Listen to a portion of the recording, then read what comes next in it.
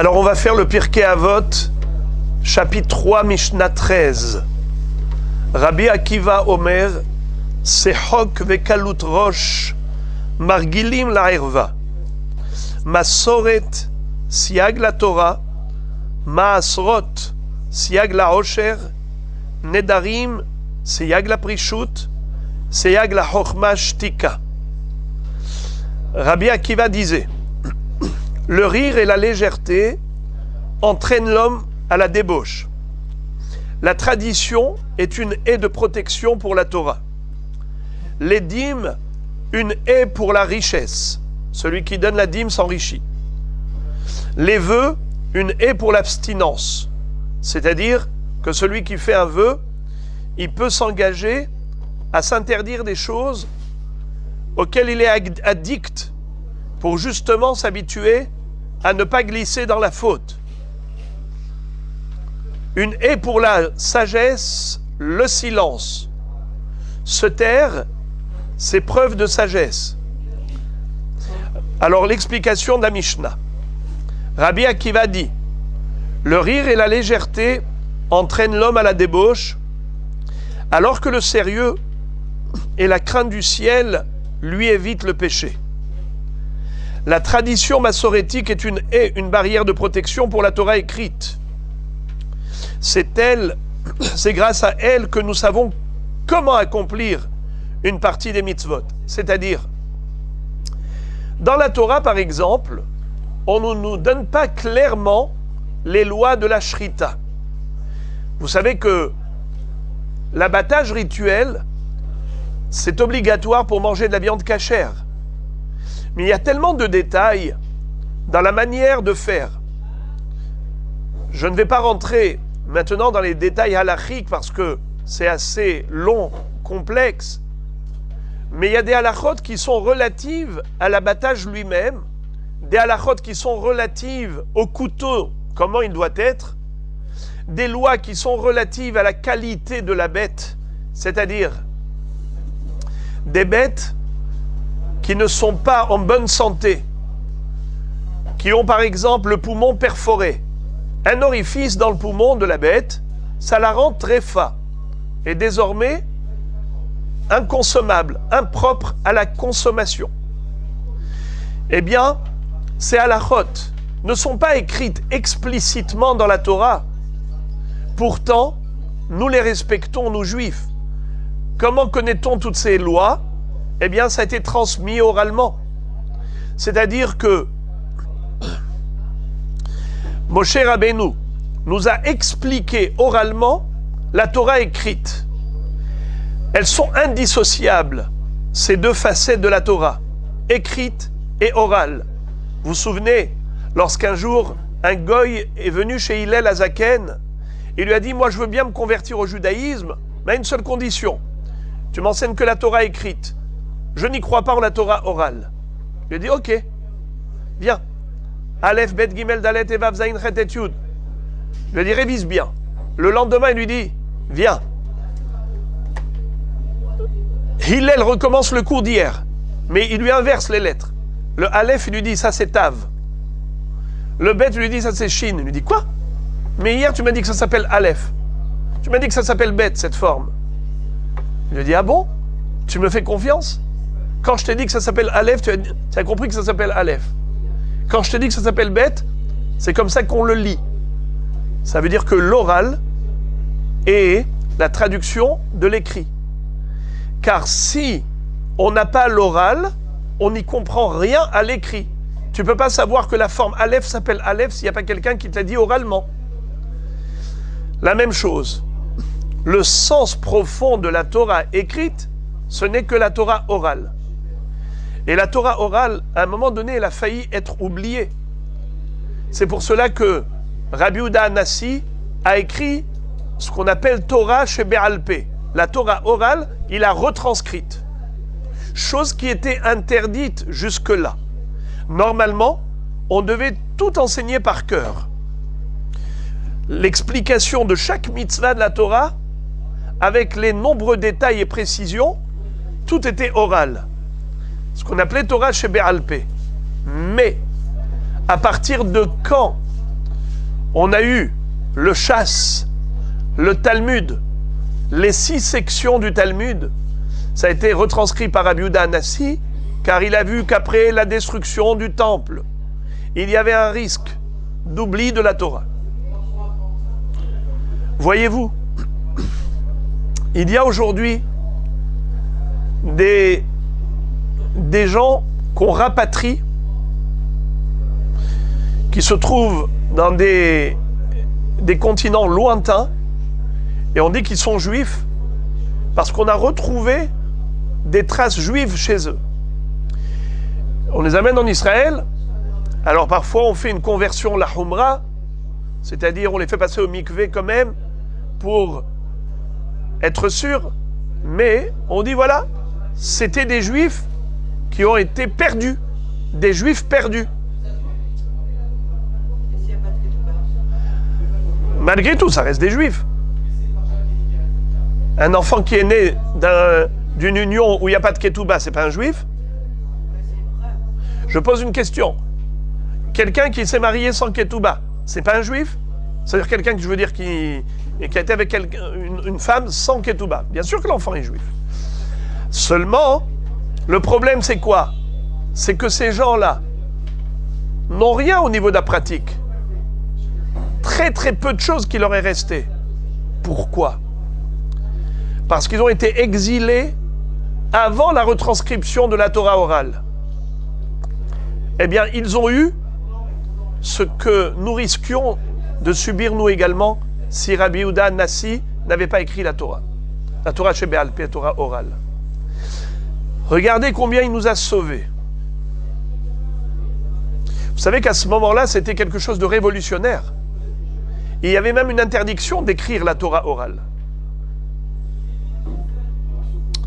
Mais il a trouvé un pasouk qui dit que lorsque la Torah est en danger, on a le droit de transgresser cet interdit. C'est un pasouk. Le moment est arrivé de faire quelque chose pour Dieu, alors on va transgresser un petit interdit pour sauver la Torah. Lequel interdit? D'écrire la Torah orale. Mais on est obligé d'écrire. Sinon, finish avec le peuple juif. On va se fondre dans la masse mondiale, car avec les exils, les péripéties qu'Israël a endurées, autant de persécutions, autant de pogroms, parce qu'ils étaient juifs, parce qu'ils pratiquaient le judaïsme, eh bien, petit à petit, on aurait été totalement éteints. On nous aurait déracinés du judaïsme.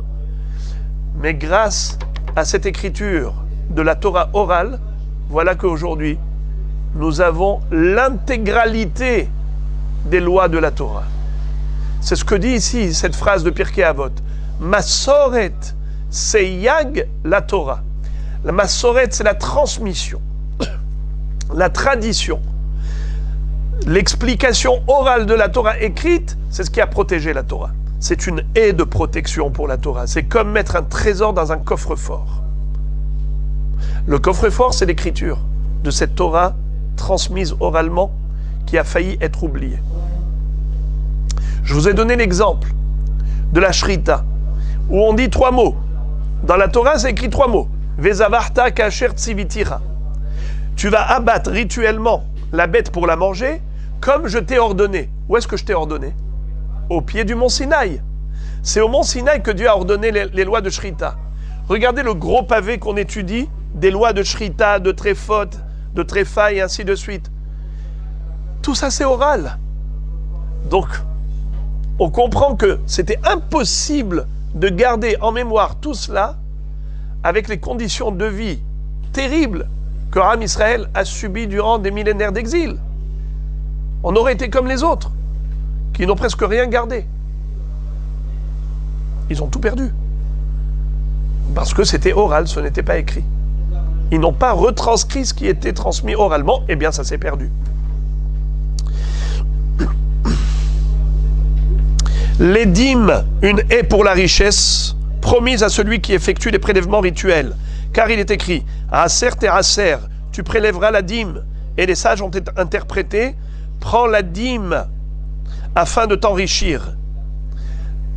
Ça, c'est un passage de la Gemara, dans le traité Ta'anit, page 9, où la Gemara nous dit que Aser te'aser.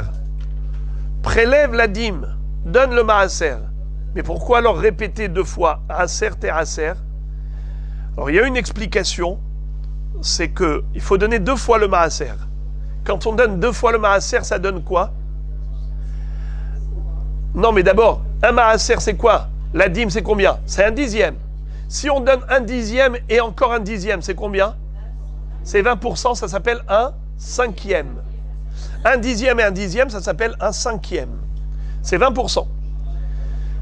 Le Gaon de Vilna nous dit, quand les Chachamim nous enseignent, Aser te'aser, donne le maaser afin de t'enrichir. Car te'acher, achir, c'est riche. Si tu donnes le maaser, tu deviendras riche. Alors il dit, quand est-ce que tu as l'assurance d'être riche? C'est que si tu donnes 2 fois le maaser, 1/5, 20%. Aser te'aser, aser bishvil shetit asher. Alors il dit quelque chose de très beau.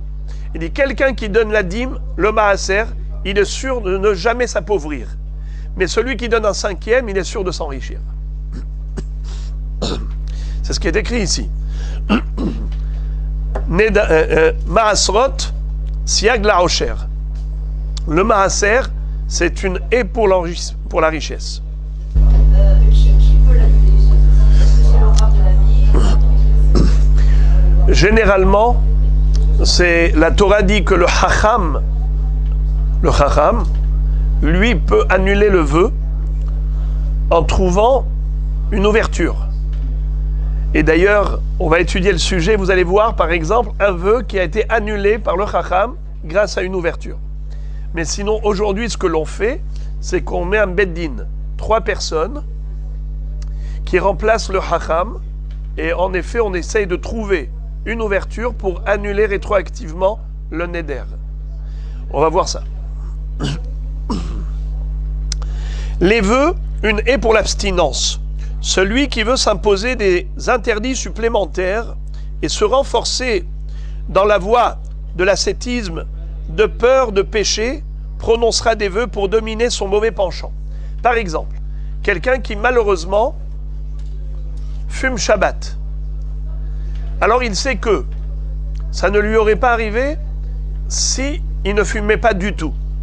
Alors qu'est-ce qu'elle fait cette personne? Elle dit, je fais un neder, je m'engage, je prends sur moi un vœu de ne plus jamais fumer. Pourquoi plus jamais fumer? Afin de justement ne plus fumer Shabbat. Yamin, dis-lui là-bas s'il peut baisser un peu le ton.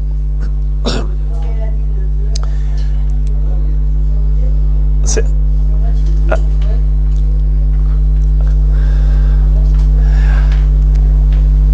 Alors c'est cela.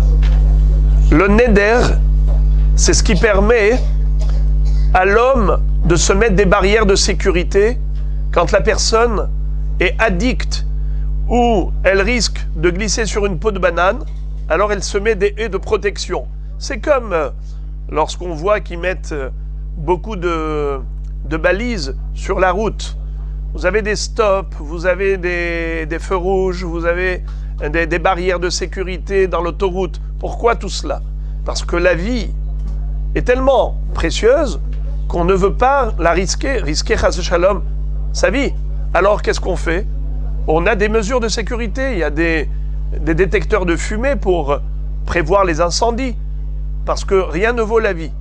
Eh bien, si on avait la même conception par rapport à la vie éternelle, la vie de l'Aneshama, eh bien on aurait eu les mêmes réactions. C'est-à-dire qu'on aurait mis des barrières de sécurité en faisant un neder pour s'interdire même ce qui est permis pour ne pas se permettre ce qui est interdit. Quand on a une faiblesse dans un domaine, alors c'est là où il faut être prévoyant. Une haie pour la sagesse, le silence.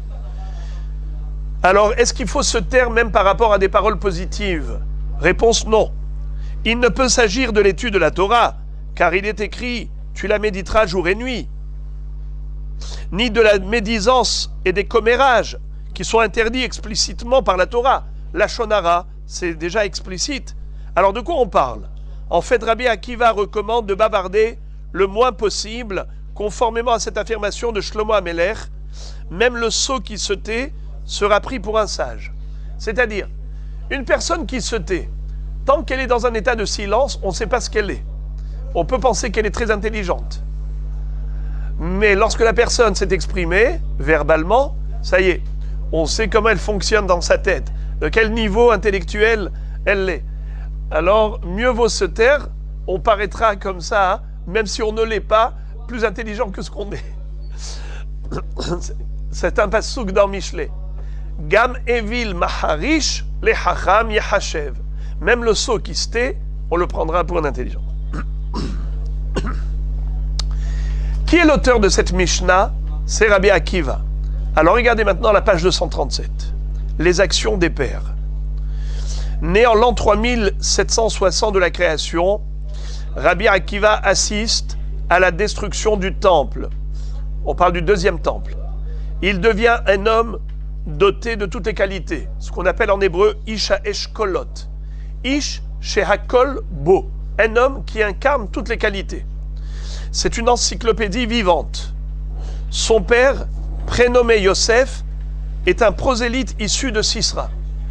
Le père de Rabbi Akiva s'appelait Yosef, était un guerre. C'est-à-dire que son père était à l'origine Goy, descendant de Sisra. Vous savez qui est-ce qui avait tué Sisra? Sisra était un chef d'état-major qui était venu attaquer Israël. Il est tombé entre les mains de Yaël. Il est arrivé dans sa fuite chez Yaël, il dit « Donne-moi à boire de l'eau. » Maïm sha'al halav natana. Elle lui a donné du lait à la place de l'eau, et le lait, ça engourdit, ça endort. Il s'est assoupi, il en a profité, elle en a profité pour le tuer. Elle a pris le pieu de la tente, elle lui a enfoncé dans la tempe, et c'est comme ça qu'elle a tué. C'est bizarre, parce que lui avait une épée. Elle aurait pu utiliser son épée dans son sommeil. Mais, comme la Torah nous dit, Lo yekli gever alisha, mais lo ilbash gever simlatisha. Qu'est-ce que ça veut dire? Un homme ne doit pas s'habiller comme une femme, et une femme ne doit pas s'habiller comme un homme. Mais pas seulement ne pas s'habiller, la femme ne doit pas prendre des armes comme un homme. C'est comme ça que les Chachamim nous expliquent. Alors qu'est-ce qu'elle a fait? Elle a dit, je ne veux pas prendre une épée. Je vais le tuer avec autre chose, avec quelque chose d'inhabituel, même le pieu de la tente. Ça veut dire qu'elle a retiré le pieu de la tente, et avec ça, elle a tué Sisra. Sisra, c'était quelqu'un qui était hyper cruel, qui était venu attaquer Israël, mais Akadosh Baruch Hu avait noyé son armée, et lui, il est tombé entre les mains de Yaël, et elle a été louée. Elle a eu les éloges de la prophétesse Dévorah, la Tachar Dévorah, qui va dire Yaël, Tevorach minashim Yaël, Eshet rever akeni, minashim ba'ohel Tevorach.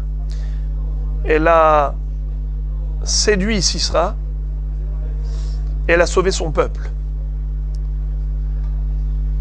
A priori, elle était à l'encontre de la tsni'ut de Sarah, Rivka, Rachel et Léa, desquelles il est dit qu'elles étaient pudiques. Elles étaient dans le Ohel. Il est dit Ohel, la tente, pour Sarah. Quand les anges ont demandé à Avraham Avinu, Aïe Sarah ishtecha, oui, Sarah ton épouse, il va répondre, Ineba Ohel, elle est dans la tente, Tsnoa, pudique. Rivka également, il est dit que elle était dans le Ohel. Quand elle s'est mariée, Yitzhak a fait rentrer Rivka dans la tente de sa mère Sarah. Vaïvi ea ohela Sarah imo. Pareil pour Rachel et Léa, c'est écrit que Lavan est parti du Ohel Rachel au Ohel Léa. Chacune, elle avait son Ohel pour être réservée, pour ne pas s'exposer. Et Yaël, justement, nous dit Déborah, la prophétesse, Tevorach minashim Yaël, minashim ba'ohel Tevorach. Elle, je la félicite encore plus que Sarah, Rivka, Rachel et Léa, desquelles il a été dit Ohel, parce qu'elle a su comment faire pour piéger Sisra, bien que, a priori, son comportement n'était pas pudique par rapport à Sisra. Mais elle a fait que dans l'intention de sauver son peuple. Sisra a été tué par Yaël, figurez-vous que de sa descendance va sortir Rabbi Akiva, puisque Yosef, le père de Rabbi Akiva, est descendant de Sisra. Il s'est converti au judaïsme. Rabbi Akiva, le plus grand maître de la Torah orale. À 40 ans, il gardait encore les troupeaux de Kalba Savoua.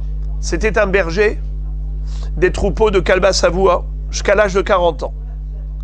Kalba Savoua, c'était l'un des riches de Jérusalem, appelé ainsi parce que celui qui entrait chez lui affamé comme un chien, Kalba, Kelev, repartait rassasié. Savoua, Saveya. En hébreu, Saveya, ça veut dire rassasié. Eh bien, même si on rentrait affamé comme un chien, on sortait de chez Kalba Savoua bien rassasié. Il donnait gratuitement à manger aux pauvres, aux passants. La fille de Kalba Savoua aperçut les grandes qualités morales et la pudeur de Rabbi Akiva quand il était encore berger. Elle lui demanda: si j'accepte de t'épouser, iras-tu apprendre la Torah dans une maison d'études au Beth Midrash? Après qu'il eut donné son accord, ils se marièrent. Lorsque Kalba Savoua, le père, l'a appris, il la chassa de sa maison et lui interdit toute jouissance de ses biens. Après leur mariage, Rabbi Akiva et sa femme dormirent en plein hiver sur de la paille dans un hangar. Rabbi Akiva enlevait les fétus de paille des cheveux de son épouse en lui disant: si j'en avais la possibilité, je t'offrirais Rir Shel Zahav, un bijou sur lequel était gravé un dessin de la ville de Jérusalem, un bijou en or où était gravé Yerushalayim. Le prophète Élie vint à leur porte pour les consoler. Il frappe à leur porte et leur dit: donnez-moi s'il vous plaît un peu de paille, parce que ma femme a accouché et je n'ai rien sur quoi l'allonger, ce bébé. Rabbi Akiva dit à sa femme: regarde, cet homme n'a même pas de paille, alors que nous avons en quantité à profusion. Rabbi Akiva alla étudier 12 ans chez Rabbi Eliezer et Rabbi Yoshua. Au bout de 12 ans, il revint chez lui et entendit un vieillard qui disait à Rachel, sa femme: jusqu'à quand tu resteras comme une veuve du vivant de ton mari? Elle lui répondit, s'il voulait bien m'écouter, qu'il reste encore 12 ans au Beth Midrash, à la maison d'études. Rabbi Akiva se dit: puisqu'elle m'en a donné la permission, je vais repartir. Il n'entra même pas dans sa maison pour dire bonjour à sa femme, de peur de ne plus avoir le courage de la quitter. Il préférait étudier pendant des années sans la moindre interruption. Il resta 12 ans de plus dans la maison d'études, à la yeshiva. Quand il revint, il était accompagné de 24 000 élèves. Tout le monde sortit à sa rencontre. Quand sa femme voulut sortir elle aussi, sa voisine lui dit: emprunte de beaux habits et habille-toi correctement. Elle lui répondit: non. Tzadik yodea nefesh behemto, ki yodea tzadik nefesh behemto. Le juste connaît les besoins de son animal. Ça veut dire que il sait dans quelles conditions de vie j'ai vécu pour que lui puisse étudier la Torah. Alors je veux qu'il réalise. Arrivée près de lui, elle se jeta à terre et lui embrassa les pieds. Les disciples de Rabbi Akiva voulurent la repousser, mais il leur dit: c'est à elle que nous devons ma Torah et la vôtre. Quand Kalba Savoua entendit qu'un grand sage était arrivé dans sa ville, il ne savait pas que c'était son gendre. Il se dit: je vais aller chez lui, peut-être qu'il arrivera à me délier de mon vœu, interdisant toute jouissance de mes biens à ma fille. Quand il arriva chez Rabbi Akiva, il lui demanda: Rabbi Akiva a reconnu son beau-père, mais le beau-père n'a pas reconnu son gendre. Alors il lui dit: dis-moi, aurais-tu fait ce vœu si tu savais, si tu avais su que le mari de ta fille deviendrait un grand homme? Kalba Savoua répondit: s'il avait su même un chapitre ou une seule halakha, je n'aurais pas fait ce vœu. C'était un ignorant complet. Rabbi Akiva lui dit, c'est moi, cet ignorant. Il tomba sur sa face, lui embrassa les pieds et lui donna la moitié de ses biens. C'est comme ça que sa fille qui a vécu dans la pauvreté a connu une nouvelle ère. Devenu riche, Rabbi Akiva se souvint de la promesse qu'il avait faite à sa femme. Il lui acheta un bijou sur lequel était gravé un dessin de la ville de Jérusalem. Ses élèves lui dirent, « Notre maître, tu nous fais honte en lui achetant ce bijou, car on ne peut pas se permettre d'en faire autant à nos femmes. » Il leur dit, « Mais elle a beaucoup souffert avec moi pour la Torah. » Quand la femme de Rabban Gamliel demanda à son mari de lui acheter le même bijou, il lui répondit, « Est-ce que tu as fait pour moi ce qu'elle a fait pour lui ?» Elle a vendu ses tresses de cheveux pour qu'il puisse étudier la Torah.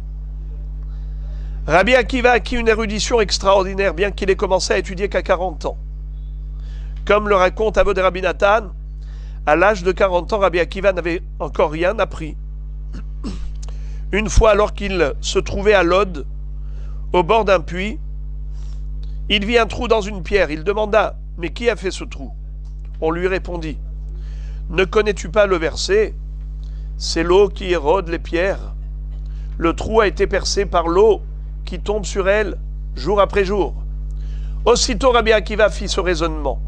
Si l'eau qui est liquide a réussi à fendre le roc qui est dur, les paroles de la Torah qui sont dures comme des pierres arriveront certainement à pénétrer dans mon cœur qui est de chair et de sang. Il alla s'asseoir avec son fils chez un maître qui enseignait la Torah aux petits-enfants, l'alphabet. Le maître plaça Rabbi Akiva et son fils de chaque côté du tableau et leur enseigna Aleph Bet. Ensuite, Rabbi Akiva apprit toute la Torah chez deux Chachamim, Rabbi Eliezer et Rabbi Yoshua. Je voudrais juste vous rappeler qu'à un moment donné, Rabbi Akiva était à la risée. Il a été ridiculisé par les gens. Tout le monde se moquait. Vous voyez un homme de 40 ans avec des gosses qui apprennent l'alphabet. Alors il a dit à sa femme, Rachel, « Désolé, je ne peux pas. Ce n'est pas pour moi. Tout le monde se moque de moi. Je suis tourné en dérision. » Alors il lui dit, « Va me chercher un âne qui a le dos creux. » Qu'est-ce qu'elle a fait? Elle a rempli ce creux avec de la terre et elle a mis des fleurs. Il lui a dit, tu vas sortir avec ça dans la rue. Il a dit, mais ça va pas? Mais les gens vont se moquer de moi. Il a dit, je t'en prie, c'est la seule chose que je te demande, fais rien que ça. Sors avec tous les gosses qui sont derrière, qui éclatent de rire, et les gens disent, mais c'est quoi ça? Un âne qui a un dos qui fait pousser des fleurs, mais c'est quoi ce truc? Alors, le soir, il est rentré chez lui, il était pâle, lui a dit, tu as vu ce que tu m'as fait? J'ai été ridiculisé par tous. Il a dit, excuse-moi, mais je te demande encore une faveur, sors avec demain. Le lendemain, tu sortiras encore avec. C'est ce qu'il a fait. Et là, les gens se moquaient, mais beaucoup moins que la veille. Troisième jour, il dit encore un jour. Il est sorti avec, plus personne ne riait. Les gens s'étaient habitués. Alors il lui a dit, c'est vrai que le premier jour, on va se moquer de toi. Comment un adulte est assis avec des gosses. Deuxième jour, on va se moquer de toi. Troisième jour, encore un peu. Après, ils vont s'habituer.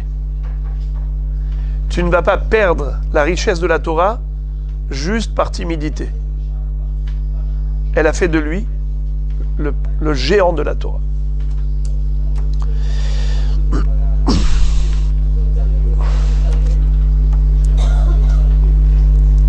Au début de son apprentissage, Rabbi Akiva était très pauvre. Il apportait des fagots de bois, il vendait la moitié pour sa subsistance et utilisait l'autre moitié pour ses besoins personnels. Ses voisins lui disaient, Akiva, tu nous en fumes, vends-nous ton bois, achète de l'huile avec le produit de la vente et étudie à la lumière d'une lampe à l'huile. Parce que tu étudies à la lumière des torches de bois, tu nous en fumes. Il leur répondit, le bois me sert pour étudier, pour me chauffer, pour dormir dessus. Avec le bois, je fais trois choses. J'étudie, je me chauffe et je m'allonge sur des bancs pour dormir la nuit. Il n'avait même pas de matelas. Les sages déclarèrent, Rabbi Akiva ne quitta pas ce monde avant d'avoir possédé des tables en argent et en or, avant d'être monté sur des échelles en or, et avant que sa femme ait porté des manteaux chers et un bijou sur lequel était gravé le dessin d'Yerushalayim. Ainsi s'appliqua l'enseignement de cette Mishnah. Celui qui apprend la Torah dans la misère finira par l'apprendre dans la richesse. Kol Amekayem et Torah meroni, sofo le kaima merosher. Rabbi Akiva raconte, voici comment j'en suis venu à fréquenter assidûment un maître. Un jour, alors que je marchais sur une route, j'ai trouvé un cadavre laissé à l'abandon. J'ai transporté le corps sur une distance de 4 miles, environ 5 km, jusqu'au cimetière où je l'ai enterré. Lorsque je l'ai raconté à Rabbi Eliezer, Rabbi Yoshua, ils me dirent, pour chaque pas que tu as porté le cadavre de cet homme pour l'enterrer, tu es considéré par la Torah comme un meurtrier. Pourquoi? Car tu aurais dû l'enterrer sur place et aller étudier la Torah. Je me suis dit, si je me suis rendu coupable alors que je pensais accomplir une mitzvah, à plus forte raison lorsque je perds mon temps, quand je ne suis pas animé par une bonne intention. À partir de ce moment-là, je n'ai pas arrêté de fréquenter les sages pour étudier la Torah. Rabbi Akiva profitait de chaque minute de sa vie. Parmi les 6 causes de l'enrichissement de Rabbi Akiva, les sages précisent qu'après l'annulation de son vœu, son beau-père Kalba Savoua lui donna la moitié de sa fortune. Il s'enrichit aussi grâce à une matrone. Avant de continuer, je voudrais ouvrir une parenthèse par rapport à votre question. Vous avez demandé comment on annule un vœu. Vous avez vu comment il a annulé? Il lui a dit, j'ai fait un éder de virer ma fille et la destituer de tous mes biens, qu'elle ne profite pas de tout ce que je possède, car elle m'a déçu. Elle a été épousée un ignorant, mon berger. Alors, qu'est-ce qu'il lui a dit? Si tu savais que cet ignorant allait devenir érudit, est-ce que tu aurais fait ce néder? Il a dit pas du tout. Alors il lui dit, dans ce cas-là, le néder est annulé. Ça veut dire, la personne, elle fait un néder en pensant qu'elle va pouvoir tenir ce néder en fonction des circonstances de vie dans lesquelles elle se trouve. Mais si il s'avère que ce n'est pas comme elle pensait, elle s'est trompée dans son estimation de la chose.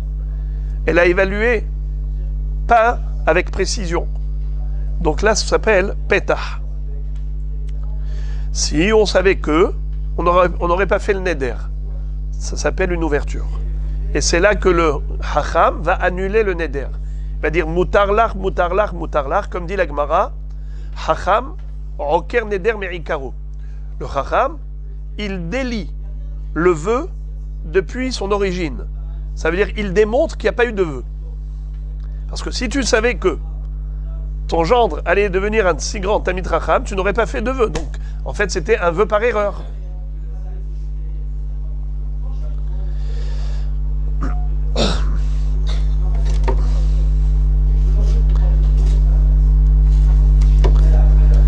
Un jour, maintenant on va voir comment Rabbi Akiva s'est enrichi par une autre raison. Qu'est-ce qu'on a vu déjà maintenant? Première raison, c'était quoi? La richesse du beau-père. D'accord? Maintenant, on va voir que grâce à une matrone, un jour, Rabbi Akiva et ses disciples eurent besoin de liquidité, d'argent. Ils se rendirent chez une matrone très riche et sollicitèrent un prêt. Elle dit à Rabbi Akiva, j'y consens à condition que Akadosh Baruch Hu, le Saint béni soit-il, et la mère qui est en face, ils étaient apparemment à Natania, la mère, Akadosh Baruch Hu et la mère, se portent garant pour moi. Rabbi Akiva fixa la date du paiement. À l'échéance, Rabbi Akiva était malade et ne put venir la rembourser. Que fit la matrone? Elle s'approcha du bord de mer et elle déclara, maître du monde, tu sais pertinemment que Rabbi Akiva est malade et il n'a pas la possibilité de payer sa dette. Toi, tu es garant. Au même moment, la fille de l'empereur fut prise d'une crise de folie et jeta à la mer une caisse remplie de dinars en or et de pierres précieuses. La mère emporta ce trésor jusqu'à l'endroit où se trouvait la matrone, qui le prit et s'en alla. Quelques jours plus tard, Rabbi Akiva guérit et vint lui payer la dette. Elle lui dit, « Je me suis déjà adressé au garant, il m'a remboursé intégralement, en m'accordant même un surplus que je te rends. C'est-à-dire, il m'a donné de trop par rapport à ce que je t'ai prêté, alors je te donne le surplus. » Elle lui donna une importante somme d'argent et le renvoya en paix. Deuxième raison de l'enrichissement de Rabbi Akiva. Troisième, autre source de la richesse de Rabbi Akiva, c'était Tornos Rophos. Turnus Rufus. Qui était Tornos Rophos? C'était un goy, un rachat, qui embêtait Rabbi Akiva chaque fois qu'il pouvait. Il était extrêmement jaloux de Rabbi Akiva. Parce que Rabbi Akiva était très apprécié, et à chaque fois qu'il avait des débats avec lui, Rabbi Akiva avait le dernier mot. Et on va voir maintenant une histoire incroyable, c'est que Tornos Rophos était marié à une femme, et lui, Tornos Rophos va dire à sa femme, ce Akiva, je ne peux pas le supporter. Et vous allez voir qu'est-ce qu'il va lui dire. Tornos Rophos posait toutes sortes de questions sur le judaïsme à Rabbi Akiva qui lui répondait, versé à l'appui, en le vexant. Un jour, Tornos Rophos revint chez lui l'air furieux. Quand sa femme lui en demanda la raison, il répondit, parce que Rabbi Akiva m'adresse chaque jour des paroles blessantes. Elle lui dit, le Dieu des Juifs n'aime pas l'impudicité. Laisse-moi le séduire, car elle était très belle. Après avoir reçu la permission de son mari, elle se rendit chez Rabbi Akiva, parée de ses plus beaux atouts. Lorsque Rabbi Akiva la vit, il cracha, il ria et il pleura. Quand elle lui demanda des éclaircissements, il répondit, « Je peux t'expliquer deux choses, mais pas la troisième. Écoutez, ne soyez pas choqués. J'ai craché parce que tu viens d'une goutte putride et j'ai pleuré en pensant que ta beauté disparaîtra sous la terre. » Il ne lui dit pas pourquoi il avait ri. Parce qu'il avait vu dans une vision prophétique qu'elle allait se convertir au judaïsme et l'épouser. Elle lui demanda, le repentir est-il possible? Il lui répondit par l'affirmative. Après la mort de son mari, elle alla se convertir et plus tard elle épousa en apportant avec elle une dot importante. Incroyable. Quand Rachel est décédée et que Tornos Rophos est mort, Rabbi Akiva a épousé cette convertie, c'était la femme de Tornos Rophos. Vous savez, j'ouvre une parenthèse. D'après la Kabbalah, vous vous rappelez combien d'élèves avait Rabbi Akiva? 4000. Est-ce que vous vous souvenez de ce chiffre de 24 000 morts dans la Torah? À Shittim, lorsque Bil'am avait dit à Balak, si tu veux vaincre Israël, alors il faut d'abord les faire fauter. Comment les faire fauter? On voit des jeunes filles moabites, des filles de Midian, et quand ils vont glisser dans la faute, dans la débauche, la prostitution, eh bien c'est comme ça que Dieu va les foudroyer. Et il a réussi. C'est ce qui s'est passé. Il y a eu 24 000 morts par cette épidémie, qui était principalement du Shevet Shimon.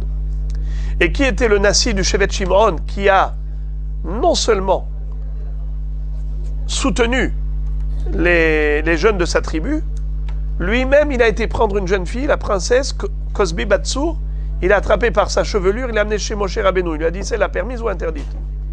Il lui a dit, interdite. C'est une Goya. Il lui a dit, et toi, tu t'es pas marié avec Tzipora? Il dit, oui, moi Tzipora c'est avant Matan Torah. Tout le monde s'est converti au judaïsme avec la Torah. Le don de la Torah, c'est la conversion au judaïsme. Quel rapport? Maintenant que la Torah a été donnée, c'est assourd. Zimri ben Salou a été poignardé par Pinhas quand il était avec Cosbi Batsour, au moment même de l'action. Eh bien, figurez-vous qu'il y a eu 24 000 qui sont morts de Shevet Shimon, qui était avec Zimri ben Salou. On retrouve Rabbi Akiva, qui avait 24 000 élèves qui sont tous morts. Vous savez ce que disent les Mekoubalim? Que Rabbi Akiva était le Gilgul, la réincarnation de Zimri ben Salou, qui a été avec Cosbi Batsour, qui a eu 24 000 qui sont morts. Les 24 000 élèves de Rabbi Akiva, ils ne pouvaient pas se respecter. Il n'y avait pas de respect mutuel, parce que chacun savait pourquoi il était revenu. Il disait, toi, tu étais avec une goya, toi, tu veux que je te respecte? Et ils sont morts ici à nouveau. Et Rabbi Akiva était le Gilgul de Zimri ben Salou. Si vous prenez Akiva ben Yosef, la valeur numérique des lettres, Akiva ben Yosef, et Zimri ben Salou, il manque 11. La différence au niveau du chiffre, il manque 11. Prenez Akiva ben Yosef, il y a exactement 11 lettres. Et on a exactement le même chiffre. C'est la même Gimataria. Zimri ben Salou et Akiva ben Yosef. Il est revenu ici. Et c'est qui le Gilgul, la réincarnation de l'âme de Cosbi Batsour qui a fait fauter Zimri ben Salou? C'est la femme de Tornos Rophos, qui s'est convertie au judaïsme et qui a épousé Rabbi Akiva, Beheter, Bekacher. Vous voulez savoir pourquoi Tornos Rophos il s'énervait? Regardez le genre de questions qu'il posait toujours à Rabbi Akiva, comment Rabbi Akiva lui répondait. Tornos Rophos demanda à Rabbi Akiva, si votre Dieu aime les pauvres, pourquoi est-ce qu'il ne les nourrit pas? Je ne comprends pas. Vous dites que Dieu vous demande de donner la tzedaka, mais c'est juste impossible. Qui a fait les pauvres pauvres? C'est Dieu. Alors vous êtes en train de donner de l'argent aux pauvres, vous allez à l'encontre de Dieu. Rabbi Akiva lui répondit, pour que nous soyons préservés de l'enfer par le mérite de nos dons charitables, comme il est dit, la charité préserve de la mort, c'est-à-dire des peines de l'enfer. C'est-à-dire, il a dit, Dieu, justement, il a créé les pauvres pour donner aux riches la possibilité d'être sauvés de l'enfer pour gagner le mérite de la tzedaka. Alors il lui dit quoi? Tornos Rophos répliqua, au contraire, votre charité devrait vous conduire en enfer. Pourquoi? C'est comparable à un roi qui, s'étant mis en colère contre l'un de ses esclaves, ordonna de le mettre en prison et de le priver de toute nourriture. Si une personne nourrit cet esclave, ne s'expose-t-elle pas à la colère du roi? Vous les Juifs, vous êtes appelés esclaves, puisqu'il est dit, car les enfants d'Israël m'appartiennent comme des esclaves. Ce sont mes esclaves que j'ai fait sortir du pays d'Égypte. Le pauvre est comme un esclave privé de nourriture par le Saint béni soit-il, et vous, en lui donnant à manger, vous allez contre la volonté du roi. C'est-à-dire, imaginons un roi qui s'est mis en colère contre un esclave. Il l'a mis en prison et il a dit que personne ne lui donne à manger. Arrive quelqu'un en cachette, il lui passe un sandwich par la fenêtre. Si cet homme se fait attraper, qu'est-ce qu'il aura? Le roi va le condamner, évidemment.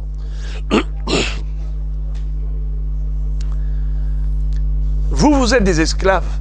C'est écrit dans la Torah qui lit Béné Israël Avadim. Dieu vous a fait sortir d'Égypte, du pays des esclaves. Vous êtes les serviteurs de Dieu. Si Dieu a fait des pauvres pauvres, c'est qu'il veut qu'ils soient pauvres.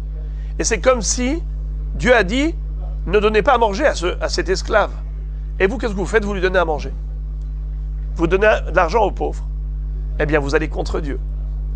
Que répond Rabbi Akiva? Rabbi Akiva lui répondit par cette parabole. Un jour, irrité contre son fils, le roi ordonna de le mettre en prison et de le priver de nourriture. Si une personne nourrit le fils, le roi ne sera-t-il pas reconnaissant envers elle? Or, nous sommes ses enfants, car il est dit, vous êtes des enfants pour l'Éternel votre Dieu. Et le pauvre est comme le fils du roi. Ne réjouissons pas le roi de l'univers en sauvant la vie du fils? C'est-à-dire, imaginons un cas similaire. C'est pas un esclave, mais c'est le fils, le prince, le fils du roi. Le prince a fait les 400 coups. Le roi l'a viré de la maison. et il a fait mettre en prison. Il a dit ne lui donnez pas à manger. Il y a quelqu'un qui en cachette lui fait passer un sandwich par la fenêtre.